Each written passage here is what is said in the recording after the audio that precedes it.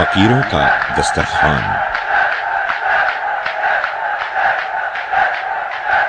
एक रोज इमाम हुसैन अलैहिस्सलाम एक रास्ते से गुजर रहे थे कि देखा उस रास्ते में एक जगह चंद फकीर दस्तरखान बिछाए बैठे थे और सूखी रोटियों को बड़े शौक से खा रहे थे। उनमें से एक ने इमाम अलैहिस्सलाम को देखते ही सलाम किया और अर्ज किया, यब्न रसूलल्लाह, तशरीफ रखिए, हम फकीरों के दस्तरखान को इज्जत बख्शिए और हमारे साथ खाना तनावुल फरमाइए, थोड़ी रोटी हमारे पास है।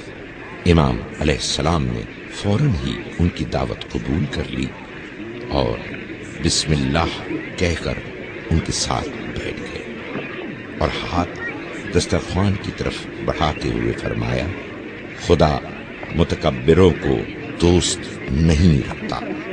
फिर फरमाया, मैंने आप लोगों की दावत कबूल की और आपका मेहमान हुआ, बस आप भी मेरी दावत को कबूल कीजिए और मेरे मेहमान बनिए। उन्होंने कहा, बड़े शौक से यब्न रसूलल्लाह, हम सब आपकी खिदमत में पहुंच जाएंगे। जब सब इमाम अलैहिस्सलाम के घर आए तो इमाम अलैहिस्सलाम ने अहले खाना से कहा, इनकी पजीराई और मेहमान नवाजी में जर्रा बराबर भी कमी नहीं होनी चाहिए।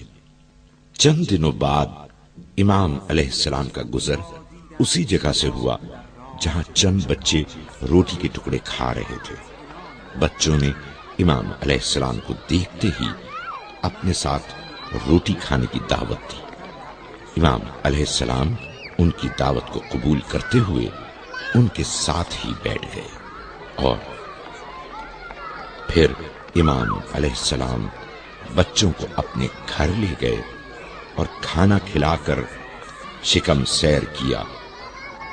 उन्हें पहनने को कपड़े दिए और उन्हें प्यार करते नवाजिश करते हुए उन बच्चों से फरमाया, ये बच्चे सखावत में मुझसे बेहतर हैं, क्योंकि इन्होंने जो कुछ इनके पास था मुझे दे दिया और मैंने अपने माल में से सिर्फ कुछ हिस्सा इन्हें दिया।